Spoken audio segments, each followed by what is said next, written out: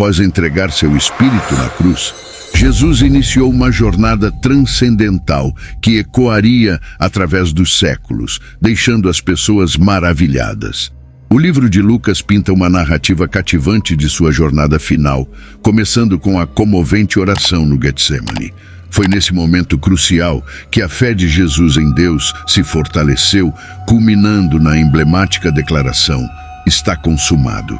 À medida que seu corpo sem vida era removido da cruz e colocado em um túmulo próximo, a questão intrigante surgia. Onde estava o Espírito de Jesus durante os 3 dias entre sua morte e ressurreição? Uma discussão acalorada se desdobrava sobre se ele havia descido ao inferno, Hades, ou ascendido aos céus. Esta disputa, mais do que uma mera questão de localização, representa a intriga que permeia o mistério dos 3 dias que desafiaram a compreensão humana sobre a vida após a morte. Outra passagem que frequentemente nos instiga é encontrada em 1 Pedro, capítulo 3, versículos de 18 a 21. Estes versículos se destacam como um dos trechos mais enigmáticos e fascinantes do Novo Testamento, revelando Jesus como o epítome do sofrimento em prol do bem. Ele personifica a jornada dolorosa, destinada a nos conduzir a Deus, restaurando corações quebrados e inertes. Porque também Cristo padeceu uma vez pelos pecados, o justo pelos injustos, para levar-nos a Deus, mortificado na verdade na carne, mas vivificado pelo Espírito, no qual também foi e pregou aos espíritos em prisão, os quais em outro tempo foram rebeldes, quando a longanimidade de Deus esperava nos dias de Noé, enquanto se preparava a arca, na qual poucas, isto é 8, almas se salvaram pela água, que também, como uma verdadeira figura, agora vos salva, batismo, não do despojamento da imundícia da carne, mas da indagação de uma boa consciência para com Deus, pela ressurreição de Jesus Cristo. Nesses versículos, somos levados a contemplar a grandiosidade do sacrifício de Cristo, que, sendo justo, suportou o sofrimento pelos injustos. Este nobre propósito transcende a injustiça terrena, visando unir-nos a Deus. 1 Pedro 3, versículos de 18 a 20, ilumina esse caminho, narrando como Cristo, morto na carne, foi vivificado no Espírito. Um episódio intrigante se desdobra quando Jesus, no Espírito, proclama às almas aprisionadas, que outrora desobedeceram nos dias de Noé. Durante a construção da arca, o aguardo paciente de Deus foi recompensado, salvando poucos através da água, simbolizando um resgate correspondente ao batismo, uma expressão da nova vida do crente em Cristo. Este batismo, ao contrário de simplesmente purificar o corpo, é um apelo a Deus por uma consciência limpa. A ressurreição de Jesus Cristo, mencionada aqui, é mais do que uma limpeza superficial. É uma demonstração viva da fé do crente. Apesar da morte física de Jesus, seu espírito foi ressuscitado pelo Espírito Santo, um testemunho eloquente do sofrimento divinamente ordenado. Após sua morte, Jesus empreendeu uma missão extraordinária ao pregar aos espíritos na prisão. Estes eram os espíritos desobedientes, aprisionados nas profundezas do Hades, o reino dos mortos. Com a assistência do Espírito Santo, Jesus entregou sua mensagem entre o momento de sua morte e a ressurreição, adentrando o domínio além da vida como conhecemos. A imagem de Jesus, proclamando a mensagem da redenção mesmo entre os cativos do Hades, evoca fascínio e reflexão profunda. Ao considerarmos a autoridade máxima deste mundo, a resposta, segundo a Bíblia, é clara. Mesmo aqueles que residem sob a terra, nas profundezas, devem reconhecer Jesus como seu Senhor Supremo. Esta afirmação poderosa nos recorda do controle absoluto que Jesus exerce sobre todas as coisas. Embora seja uma ideia humilhante, também nos traz esperança e conforto, sabendo que temos um Senhor amoroso e todo-poderoso. A passagem em Filipenses, capítulo 2, versículo 10, ecoa essa supremacia, revelando que diante do nome de Jesus, todo joelho se dobra, seja nos céus, na terra ou debaixo da terra. Contemplamos a grandiosidade da criação, reconhecendo a soberania incomparável de Jesus Cristo. A visão de todos os que estão sob a terra, fechando os olhos e imaginando um despertar miraculoso, impulsionado pelo poder de Cristo, parece um cenário retirado de um romance envolvente. O simbolismo profundo desse ato vai além das palavras e ações, exigindo uma submissão completa a Jesus. A cena de joelhos dobrados e línguas confessando é uma representação vívida da rendição total a Ele, tanto em palavras quanto em ações, uma demanda que se estende a todos. Imagine uma cena grandiosa, onde indivíduos de todas as esferas da vida convergem. Suas línguas confessam e seus joelhos dobram-se em completa submissão a Jesus.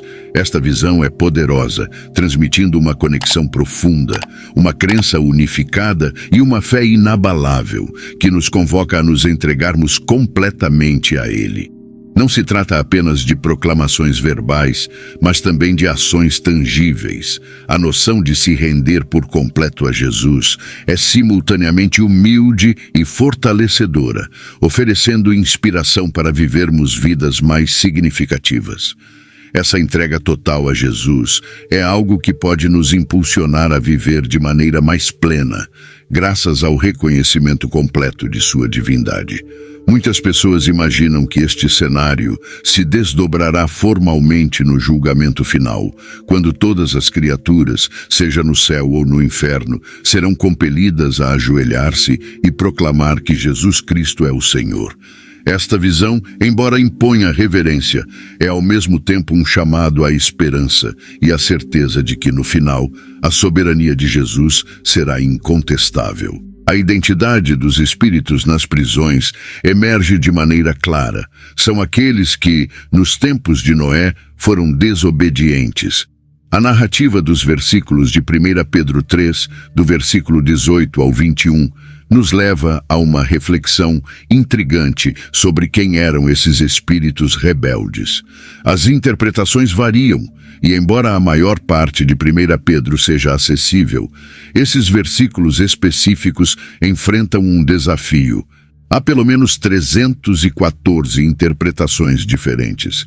A Escritura afirma que Jesus foi ressuscitado dentre os mortos pelo poder do Espírito Santo e que ele pregou àqueles que foram desobedientes nos dias de Noé. Posteriormente, Pedro revela que as boas novas da salvação foram proclamadas até mesmo para aqueles que já faleceram.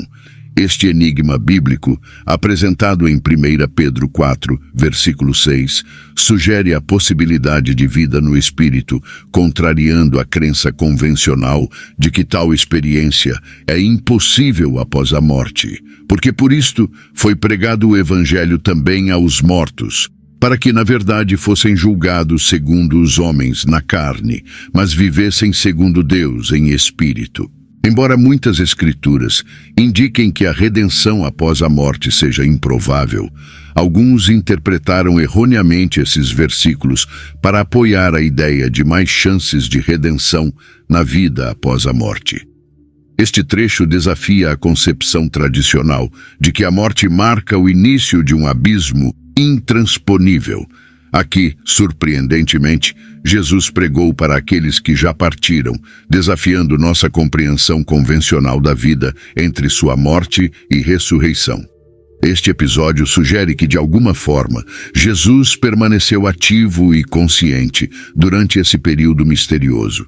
Os relatos sugerem que durante os dias entre a morte e a ressurreição, não só Jesus permaneceu plenamente consciente, mas também os indivíduos com quem ele se comunicava estavam envolvidos de maneira ativa e consciente nessa comunicação intrigante. É notável a escassez de discussões sobre o que ocorreu no sábado, o dia santo da semana. O foco geralmente se estende da sexta-feira à crucificação até o domingo da ressurreição. Poucos relatam os eventos do sábado, levando a uma lacuna em nossa compreensão. A crença comum é que Jesus estava inativo e inconsciente durante esse intervalo, já que seu corpo permanecia no túmulo. Contudo, é crucial notar que, apesar de seu corpo físico estar na tumba, seu espírito permanecia vibrante e ativo. Pode-se imaginar Pedro, no primeiro domingo de Páscoa, ficando frente a frente com Jesus e indagando sobre onde ele esteve. Surpreendentemente, Jesus revela que não esteve na terra, mas no Hades, o mundo dos mortos. A resposta de Jesus sobre sua atividade durante esse período é ainda mais fascinante. Ele estava pregando para aqueles que pereceram no dilúvio de Noé. A morte, para Jesus, representou a experiência completa dos estágios que a envolvem. Ele foi um espírito corporificado, morrendo na cruz, entregando seu espírito a Deus, e finalmente seu corpo foi depositado no túmulo. Ao mesmo tempo, seu espírito continuava a existir, pregando para os desobedientes que morreram no dilúvio de Noé. Na manhã do domingo de Páscoa, corpo e espírito foram reunidos, e Jesus permaneceu totalmente consciente, capaz de se comunicar durante todos esses estágios extraordinários. Existem diversas interpretações em relação à mensagem que Jesus proferiu para aqueles espíritos. Algumas pessoas acreditam que essa mensagem visava uma geração específica, concedendo-lhes uma segunda oportunidade após o grande dilúvio. Contudo, essa perspectiva é compartilhada apenas por alguns, e a maioria concorda que não há indicação na Bíblia de que outras gerações receberiam uma chance semelhante. Essa geração pós-dilúvio poderia, teoricamente, acusar Deus de injustiça, argumentando que foram eliminados e, em seguida, prometeriam não repetir seus erros. Outra interpretação intrigante sugere que os espíritos aos quais Jesus se dirigiu poderiam ser seres demoníacos. Se esses espíritos mencionados em 1 Pedro capítulo 3, versículo 19, fossem, de fato, anjos caídos, é plausível que estivessem aprisionados devido a um pecado grave anterior ao dilúvio, no qual também foi e pregou aos espíritos em prisão. Pedro, ao fazer referência ao dilúvio de Noé no versículo 20, instiga a reflexão sobre a natureza do pecado que levou a essa prisão espiritual. Essa visão acrescenta uma camada de mistério à narrativa, sugerindo que os espíritos em questão estavam envolvidos em transgressões significativas antes do dilúvio. Se esses espíritos mencionados fossem, de fato, anjos caídos, a mensagem proclamada por Jesus não poderia ter sido uma oferta de redenção, pois, conforme nos esclarece Hebreus capítulo 2, versículo 16, Cristo não veio para ajudar os anjos caídos. A redenção não é uma possibilidade para eles. A proclamação de Jesus nesse contexto provavelmente declarou sua vitória sobre Satanás e suas hostes, como nos revela 1 Pedro 3, versículo 22. O qual, depois de ir para o céu, está à destra de Deus, ficando-lhe subordinados anjos e potestades e poderes. Ele ascendeu ao céu e está à direita de Deus, ocupando um lugar de honra e autoridade com todos os anjos, autoridades e poderes submissos a ele. Esses espíritos, então, representam uma geração ímpia, e a mensagem de Jesus simboliza sua supremacia sobre as forças malignas que uma vez estiveram ativas entre os descendentes de Noé. Imagine uma geração tão enraivecida que rejeitou uma mensagem que poderia ter salvo vidas, resultando em sua trágica morte em uma inundação catastrófica. Este evento serve como um lembrete impactante das consequências devastadoras do pecado. De acordo com a palavra, essas pessoas eram desobedientes, rebeldes, invencíveis e incrédulas. O peso de seu pecado é agravado pelo fato de que Deus, em sua paciência e longanimidade, ofereceu-lhes 120 anos de advertências enquanto Noé construía a arca. No entanto, eles permaneceram obstinados em sua descrença e rebelião. O resultado foi o afogamento na enchente, com seus espíritos lançados na prisão conhecida como Inferno. Por outro lado, Noé e sua família obediente foram salvos na arca devido à sua fé. Esta narrativa ressalta não apenas a justiça divina, mas também a importância da fé e obediência em meio à adversidade. A peculiaridade dessa passagem está em seu autor, Pedro. Conhecido por sua calorosa empatia, Pedro era originalmente chamado de Simão, um nome comum. No entanto, ao encontrar Jesus, ele recebeu o nome de Pedro, que significa rocha. Essa mudança de nome simbolizou a transformação de caráter que Jesus viu nele. Inicialmente, Pedro era como uma cana ao vento, mas depois de seguir Jesus, tornou-se tão firme quanto uma rocha. Ele foi uma das primeiras pessoas chamadas por Jesus para segui-lo, demonstrando como a graça e a presença de Cristo podem transformar completamente uma vida. Pedro, o primeiro nome em todas as listas dos 12 apóstolos, também atuou como o porta-voz não oficial do grupo. Os evangelhos pintam um retrato claro do caráter complexo de Pedro, que era encantador, ansioso, impulsivo e enérgico. Contudo, essas qualidades fortes eram acompanhadas por fraquezas, incluindo sua instabilidade, inconstância e momentos de covardia. Mas por que Pedro escolheu este momento específico para escrever? Talvez seja útil dar uma pausa e considerar a linha de pensamento fundamental que permeou toda esta carta. Ela foi escrita em meio a um cenário de perseguição generalizada, direcionada aos cristãos que enfrentavam dificuldades por causa de sua fé e testemunho. Em meio a essas adversidades, eles poderiam estar se perguntando por que, se a fé cristã fosse verdadeira, estavam enfrentando tanto sofrimento. Por que tão poucas pessoas os seguiam se o cristianismo fosse a verdadeira fé?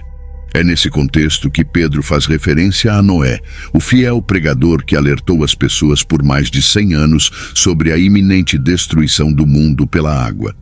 Apesar das advertências de Noé, as pessoas o desprezaram e o rejeitaram. No entanto, no momento do dilúvio, Deus salvou Noé e sua família, validando no contexto global da história a fidelidade inabalável de Noé. Essa narrativa ressoa como um lembrete poderoso de que, mesmo diante da incredulidade e rejeição, a fidelidade à mensagem de Deus é vindicada no curso da história. A verdade nem sempre é popular, e ao longo da história, a maioria nem sempre esteve certa.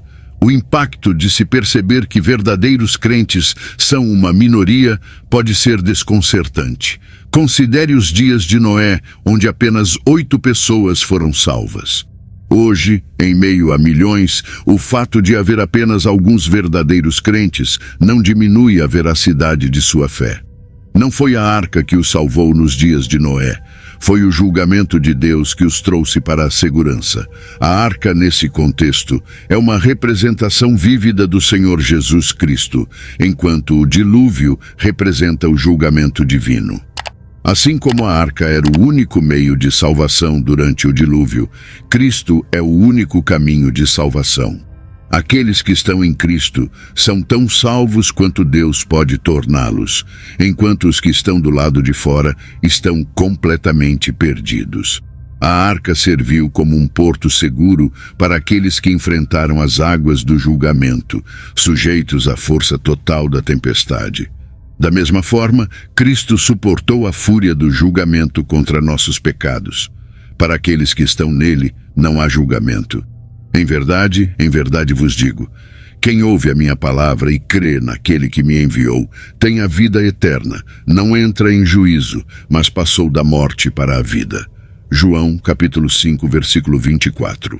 Imaginem a arca cercada por água, com ela caindo do céu e circundando-a. Uma cena poderosa que, por outro lado, carrega uma esperança profunda para os crentes. Assim como os crentes atravessam o mar para um lugar seguro em uma criação renovada, aqueles que depositam sua fé no Salvador são transportados de maneira segura, através de uma cena de morte e destruição, até o local de ressurreição e uma nova vida. Essa jornada, permeada pela fidelidade e proteção de Deus, reflete a maravilhosa realidade da salvação em Cristo, o motivo exato pelo qual Jesus pregou aos espíritos confinados permanece envolto em mistério. Presumivelmente, era uma forma de proclamar a mensagem de Deus, mas o conteúdo específico dessa mensagem não nos foi revelado. A única referência específica é aos desobedientes nos dias de Noé. O propósito ou o resultado dessa pregação não são claramente declarados, deixando espaço para nossas próprias conclusões, mas sem regras dogmáticas. 3 dias após sua morte, algo extraordinário aconteceu. Corpo e espírito foram reunidos e Jesus ressuscitou dos mortos. A ressurreição de Jesus não conheceu impedimentos, nem a morte nem a sepultura puderam retê-lo. Essa ressurreição é um evento sem precedentes na história humana. Ao contrário de alguns que foram ressuscitados apenas para morrer novamente, Jesus, ressuscitado pelo Espírito Santo, segundo Romanos 6, versículo 4, não experimentará a morte novamente. A ressurreição de Jesus é apresentada como uma obra do Deus triuno. Em João capítulo 2, versículos de 18 a 22, Jesus profetiza sobre sua própria ressurreição, referindo-se ao templo de seu corpo. Quando desafiado pelos judeus, ele responde destruir este templo, e em 3 dias eu o levantarei. Os judeus interpretam erroneamente, pensando no templo físico, mas Jesus se refere ao seu próprio corpo. Quando ele ressuscitou dos mortos, seus discípulos lembraram-se dessas palavras proféticas, consolidando ainda mais sua fé e confiança naquele que venceu a morte. As Escrituras e as palavras proferidas por Jesus têm um impacto tangível no mundo físico. O mundo espiritual pode parecer complexo e enigmático, mas quando Jesus morreu e ressuscitou, testemunhamos resultados imediatos no reino físico. Mateus narra um evento singular não registrado nos outros evangelhos. Túmulos se abriram e os corpos de muitas pessoas santas que haviam falecido ressuscitaram.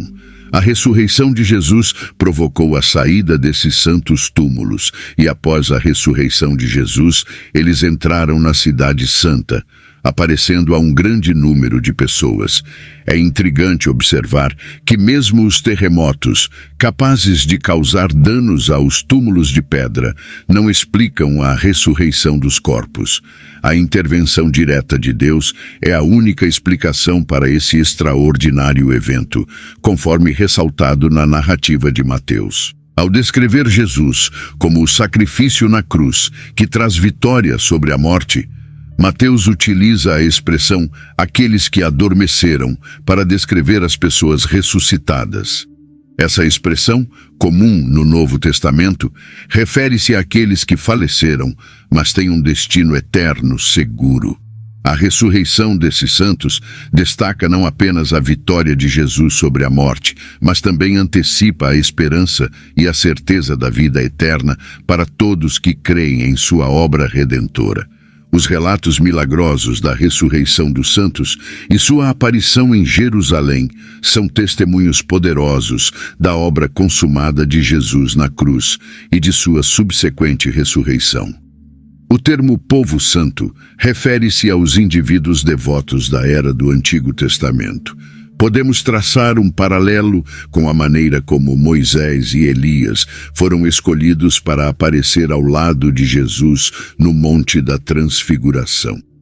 Neste caso específico, o texto fala da ressurreição dos corpos dos santos, destacando que, apesar do julgamento de Jesus sobre a liderança de Israel e sua condenação, Israel ainda mantém um lugar significativo nos planos de Deus. Essa narrativa se alinha com as profecias de Ezequiel, onde o Senhor Supremo promete trazer de volta à vida aqueles que pereceram em um vale onde até os ossos se tornaram poeira. O próprio Deus declara que abrirá as sepulturas, trazendo seu povo de volta para casa, para a terra de Israel. Este é um ato profundo de restauração, onde o Espírito de Deus é derramado sobre eles, concedendo-lhes vida renovada. Esta profecia se cumpre, reafirmando a fidelidade do Senhor à sua palavra. Ao trazer à vida aqueles que estavam secos como ossos, Deus realiza uma ressurreição notável, lembrando-nos da sua promessa de restauração e renovação para o seu povo. Este é um testemunho da obra redentora de Jesus, que não apenas venceu a morte, mas também restaurou a esperança e a vida aos que creem. Mateus retrata este evento sem excessos, pois o seu significado é cristalino. Derek Tidball destaca que a ressurreição desses santos é uma antecipação da ressurreição que todos os crentes podem esperar por meio da morte de Jesus. Este é o surgimento de um novo dia, uma era em que a morte foi vencida e a ressurreição para a vida eterna tornou-se uma possibilidade concreta. Embora Mateus não responda a todas as perguntas que podem surgir sobre esses eventos miraculosos, ao narrá-los, ele proporciona uma visão unificada. Este é um testemunho sobrenatural, confirmando de maneira incontestável a identidade de Jesus.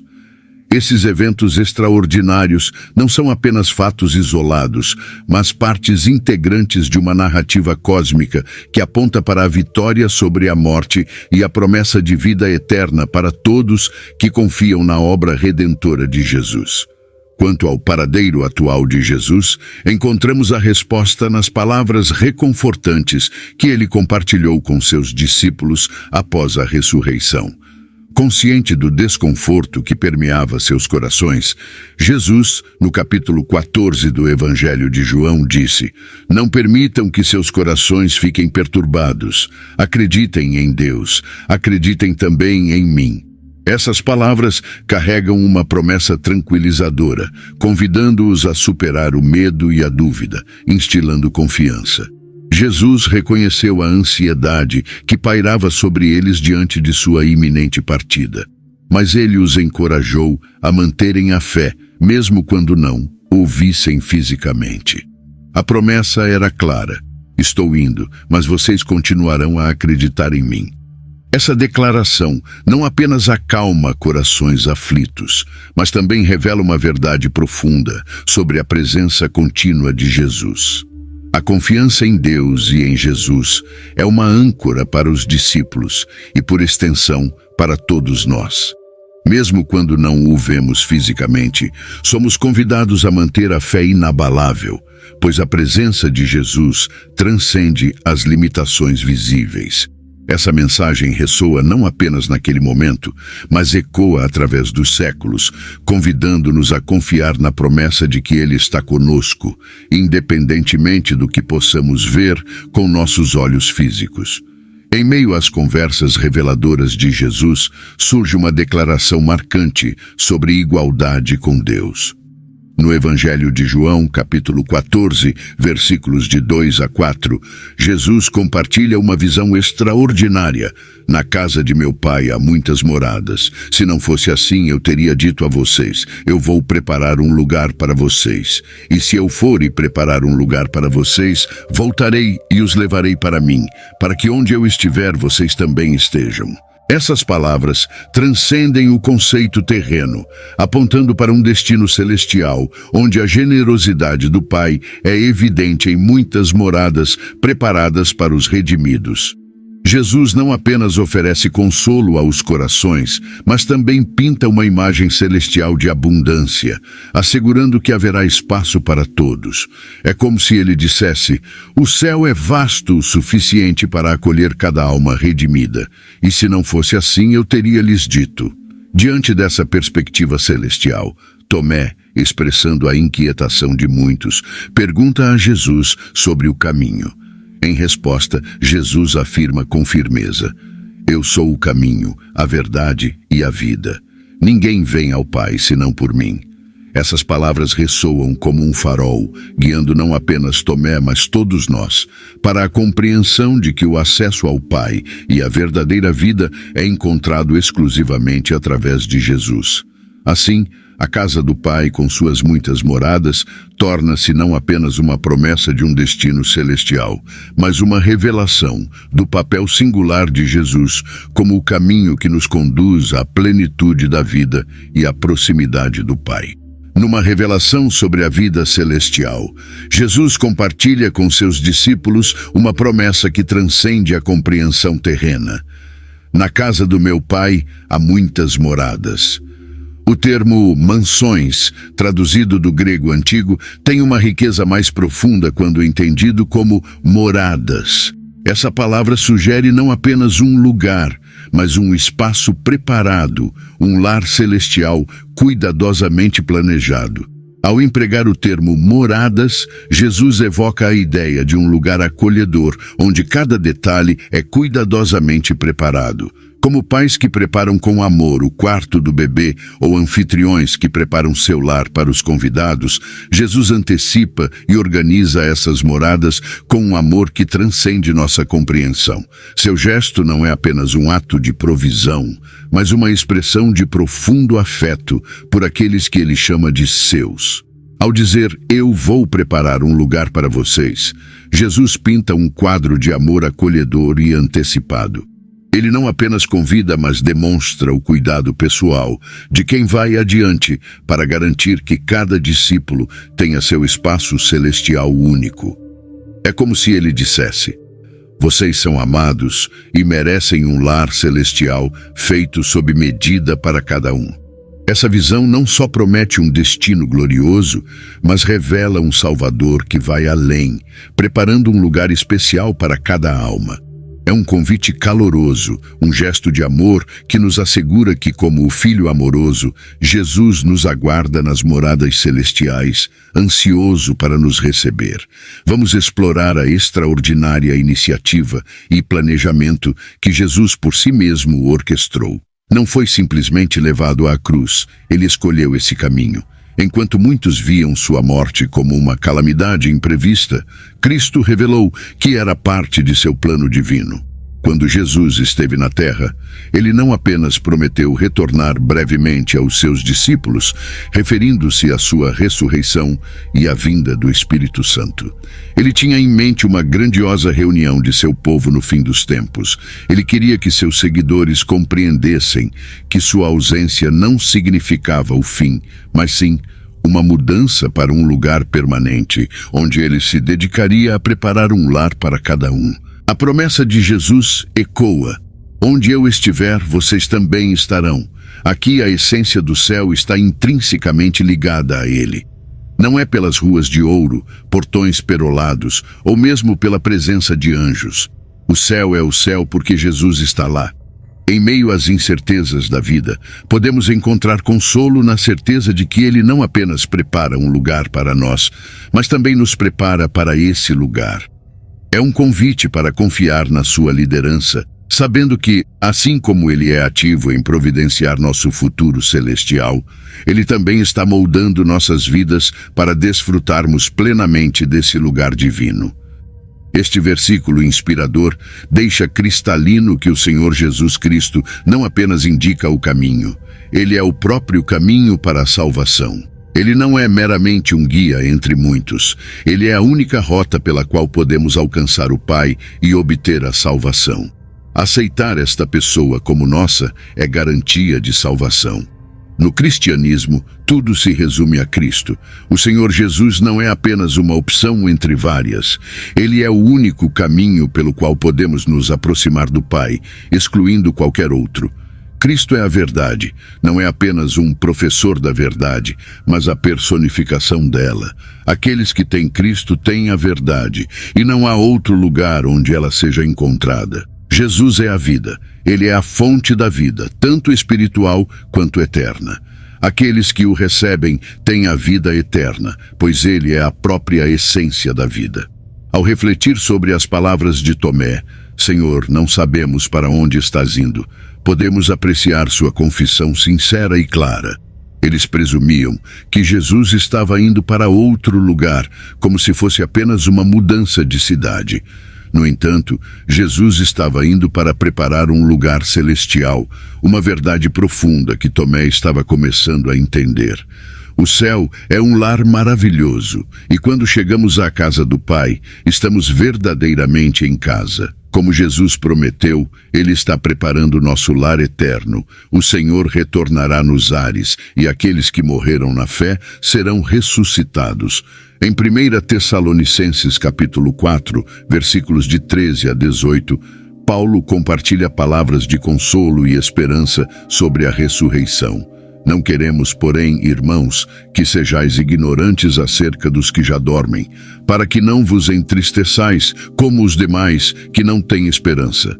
Porque se cremos que Jesus morreu e ressuscitou, assim também aos que em Jesus dormem, Deus os tornará a trazer com ele. Dizemo-vos, pois, isto, pela palavra do Senhor, que nós, os que ficarmos vivos para a vinda do Senhor, não precederemos os que dormem. Porque o mesmo Senhor descerá do céu com alarido, e com voz de arcanjo, e com a trombeta de Deus. E os que morreram em Cristo ressuscitarão primeiro. Depois nós, os que ficarmos vivos, seremos arrebatados juntamente com eles nas nuvens, a encontrar o Senhor nos ares, e assim estaremos sempre com o Senhor. Portanto, consolai-vos uns aos outros com estas palavras. Essas palavras oferecem consolo e esperança para os crentes, garantindo que a morte não é o fim, mas sim o início de uma eternidade na presença do Senhor. Jesus traçou planos para o Espírito Santo para concluir a obra que ele havia começado. As Escrituras mostram que a ascensão de Jesus foi literal e corporal, enquanto ele se elevava ao céu e era recebido em uma nuvem diante dos olhos de seus discípulos e outros espectadores. 2 anjos apareceram e prometeram que Cristo voltaria da mesma maneira que o viram ascender. Em Atos, capítulo 1, versículo 11, os anjos dizem: Varões galileus, por que estáis olhando para o céu? Esse Jesus que dentre vós foi recebido no céu, há de vir assim como para o céu o vistes e erre. Essa ascensão marcou o fim das limitações humanas que Jesus tinha durante seu ministério terreno. Algumas das características divinas que foram temporariamente suspensas durante esse tempo foram agora restauradas, e Jesus retornou à sua glória divina. A visão de Jesus no céu é também indicada em Lucas 22, versículo 69, onde ele afirma que estará sentado à direita do poder de Deus. Além disso, após sua ascensão, Estevão teve uma visão em que olhou para o céu e viu a glória de Deus, com Jesus em pé à direita de Deus. A Bíblia afirma que Jesus atualmente reside no céu, um reino de glória, lar de Deus, dos anjos e de todos os redimidos. De acordo com a Escritura, Jesus está à direita de Deus Pai neste momento. Imagine-se encontrando Jesus cara a cara. Você pensaria que seria um dia maravilhoso, mas para Paulo, antes de sua conversão, foi um dos dias mais desafiadores de sua vida. Saulo, um fariseu de fariseus, perseguia intensamente os seguidores de Jesus. Sua conversão ocorreu no caminho para Damasco, onde ele teve uma visão do ressuscitado Jesus. Naquele momento, Saulo de Tarso provavelmente tinha cerca de 30 anos e via o crescimento da fé cristã como uma ameaça à sua religião. Determinado a destruir essa seita perniciosa, ele viajava em direção a Damasco, quando de repente uma luz do céu brilhou ao seu redor. Ele caiu no chão e ouviu uma voz perguntando por que ele o estava perseguindo. Saulo perguntou quem era o Senhor, e a resposta foi: Eu sou Jesus, a quem você está perseguindo. Levante-se, entre na cidade, e lá lhe será dito o que você deve fazer. Os homens que viajavam com Saulo ouviram um som do céu, mas não entenderam as palavras como Saulo. Eles não viram o Senhor, mas Saulo teve uma visão única que o chamou para o apostolado. Este momento marcou a transformação significativa de Saulo para Paulo, o apóstolo que desempenhou um papel crucial na disseminação do cristianismo. O fariseu zeloso, agora sendo conduzido pela mão para Damasco, ficou cego por 3 dias. Durante esse tempo ele não comeu nem bebeu. Outro homem que testemunhou Jesus no céu é João, o apóstolo, conforme relatado no livro do Apocalipse. O título deste livro, Apocalipse, deriva do principal evento que descreve a manifestação de Jesus Cristo às pessoas que vivem na terra nos últimos dias. O Apocalipse começa com João sendo arrebatado em espírito no dia do Senhor. Ele ouviu uma voz como a de uma trombeta que declarava: Eu sou o Alfa e o Ômega, o primeiro e o último. O que você vê, escreva em um livro e envie para as 7 igrejas que estão na Ásia. João virou-se para ver a voz e avistou 7 candelabros de ouro, no meio dos quais estava alguém semelhante ao Filho do Homem, vestido até os pés, com uma roupa comprida e uma faixa dourada ao redor do peito. João havia visto o Filho do Homem, Jesus Cristo, segundo seu relato. A voz poderosa que ele ouviu foi identificada como a do Alfa e do Ômega, o primeiro e o último, que estão no início e no fim de tudo. Jesus se identificou com esses nomes no Apocalipse capítulo 1, versículo 18. Sabemos que esta foi a voz alta de Jesus. O título Alfa e Ômega pertence ao Senhor Javé, o Deus de Israel. Esses títulos têm a mesma ideia de ser o primeiro e o último. Esta é uma passagem do Novo Testamento em que Jesus claramente afirmou ser Deus. Podemos apenas imaginar o que passou pela mente de João quando ele comparou o som da voz que provavelmente ouviu, que não combinava perfeitamente com a maneira como ele se lembrava da voz de Jesus durante seu ministério na terra. João descreveu a voz como uma trombeta, mas ele sabia que era Jesus, porque a voz se identificou como o Alfa e o Ômega. Achei-me em espírito no dia do Senhor, e ouvi por detrás de mim grande voz como de trombeta. Apocalipse capítulo 1, versículo 10. Depois de tanto tempo com Jesus ao longo de seu ministério terreno, João finalmente teve a oportunidade de conhecê-lo face a face. O título Alguém como um Filho do Homem lembra a figura que reinaria como o agente de Deus, conforme descrito em Daniel capítulo 7, versículos 13 e 14. Eu estava olhando nas minhas visões da noite, e eis que vinha com as nuvens do céu um como o Filho do Homem, e dirigiu-se ao ancião de dias, e o fizeram chegar até ele. Foi-lhe dado domínio e glória e o reino, para que os povos, nações e homens de todas as línguas o servissem. O seu domínio é domínio eterno que não passará, e o seu reino jamais será destruído. Além disso, o rosto de Jesus brilha como o sol, algo que os textos gregos e judaicos frequentemente associavam à divindade, seja de anjos ou do próprio Deus. Em Apocalipse capítulo 1, versículos 16 e 17, João descreve que na mão direita de Jesus ele segurava 7 estrelas, e de sua boca saía uma espada afiada de 2 gumes. A visão de Jesus reflete sua majestade e a glória, levando João a cair a seus pés como morto. No entanto, Jesus confortou João, dizendo: "Não tenha medo, eu sou o primeiro e o último, a divindade absoluta."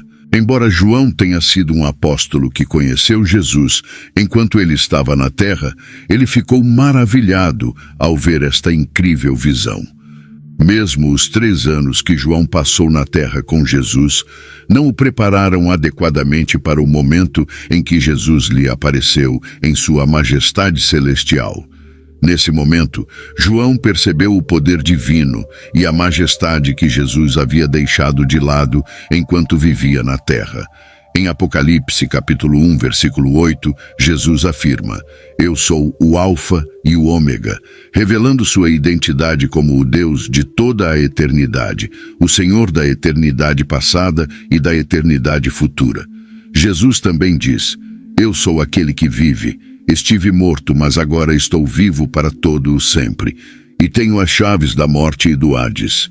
Esses títulos confirmam a divindade de Jesus e sua vitória sobre a morte. Para confortar João, Jesus toca-o com compaixão, talvez proporcionando um toque que parecesse mais familiar do que sua aparência celestial. Jesus diz a João para não ter medo, pois ele está na presença de Jesus, identificado por 3 títulos significativos: o primeiro e o último, o Deus eterno e aquele que vive, que esteve morto e agora vive para sempre. Jesus, ao possuir as chaves da morte e do Hades, demonstra sua autoridade sobre a morte e a vida eterna. A vitória que Jesus alcançou sobre o pecado e a morte é eterna. Ele não ressuscitou dos mortos apenas para morrer novamente. Jesus é o único que possui as chaves do Hades e da morte. Alguns podem acreditar erroneamente que o diabo tem autoridade ou poder para decidir quem vive ou morre, mas estão enganados, pois somente Jesus detém as chaves do Hades e da morte. Em Apocalipse 1, versículo 8, Jesus declara: Eu sou o Alfa e o Ômega, o princípio e o fim. E continua a afirmar que ele é o vivo que esteve morto e agora vive para todo o sempre, possuindo as chaves da morte e do Hades. Essa conversa é essencial, pois representa o último encontro pessoal com Jesus registrado na Bíblia. Ao possuir as chaves da morte, o Cristo ressuscitado tem controle e autoridade sobre ela. Quando Jesus morreu entregando seu espírito, surpreendeu Pilatos, demonstrando sua autoridade sobre a morte. Além disso, ele tem o poder de libertar seus seguidores da morte, para que possam estar com ele para sempre. Analogamente, as chaves são frequentemente usadas como símbolos de autoridade e controle. Aqueles que possuem as chaves têm a honra de entrar e acessar qualquer área. Na vida cotidiana, as chaves são símbolos de propriedade e poder. Quando alguém entrega a chave ao proprietário, isso representa a devolução do controle e da posse. Jesus, ao possuir as chaves da morte e do Hades, simboliza sua autoridade suprema sobre a vida e a morte. Nosso Senhor Jesus Cristo continua supremo. A palavra Hades significa a morada dos espíritos. Em Lucas 16, versículo 26, é mencionado: E além de tudo isso, entre nós e vocês foi concertado um grande abismo, para que aqueles que querem vir daqui para você não possam, e ninguém poderá passar de lá para nós. É a chave de Cristo que fecha a morada dos espíritos perdidos. Cristo venceu a morte porque ele não tinha pecado. A maldição sobre a humanidade no Jardim do Éden, trazida pelo pecado, foi completamente anulada por Cristo. Sua vitória sobre a morte tem implicações eternas para nós. A vitória de Cristo sobre a morte é fundamental para as boas novas do Evangelho. Sem a ressurreição, não há Evangelho, e sem o Evangelho, não há esperança para nós, como destaca 1 Coríntios capítulo 15, versículo 17. E se Cristo não ressuscitou, é vã a vossa fé, e ainda permaneceis nos vossos pecados. Outros textos nas Escrituras prenunciaram o desejo de que o Senhor aboliria a morte. Em Oséias 13, versículo 14, está escrito: Eu os redimirei do poder do inferno, eu os resgatarei da morte. Onde estão, ó morte, as tuas pragas? Onde está, ó inferno, a tua destruição? A compaixão está escondida dos meus olhos. Isaías 25, versículo 8, também profetiza sobre o fim da morte. Ele engolirá a morte para sempre, e o Senhor Deus enxugará as lágrimas de todos os rostos, e tirará de toda a terra o opróbrio do seu povo, porque o Senhor o disse. É essencial lembrar que o Pai concedeu a Jesus Cristo o direito de ocupar a exaltada posição de autoridade e dignidade como recompensa pelo que ele realizou. Jesus venceu a morte e os crentes permanecem firmes nas palavras e promessas de Jesus. Veja o que ele obteve em troca da humilhação que sofreu nas mãos dos homens. Ele era o servo dos servos, mas agora é o Rei dos reis e Senhor dos senhores. Ele se abaixou mais do que o mais baixo e subiu mais alto do que o mais alto. Ele usou a coroa de espinhos, mas agora ele usa a coroa do céu. Ele era o servo dos servos, mas agora é o Senhor dos senhores e o Rei dos reis.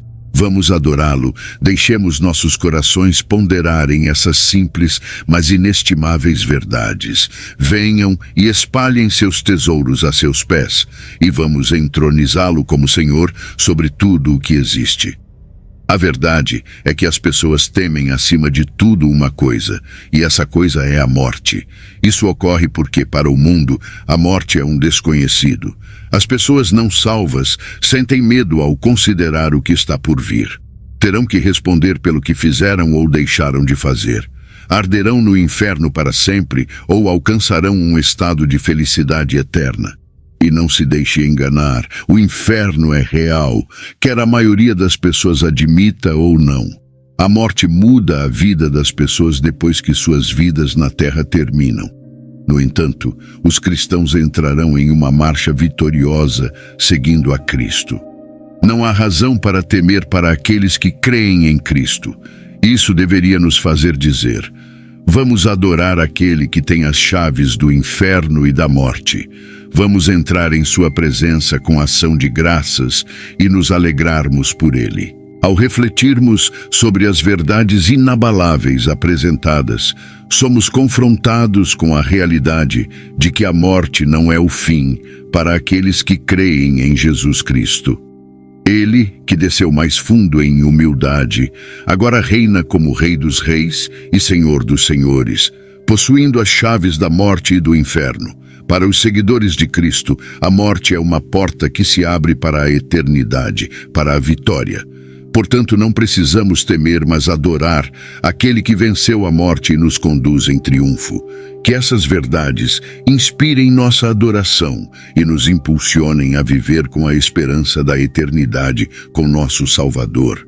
Em Cristo, encontramos a vitória sobre o desconhecido e a promessa da vida eterna.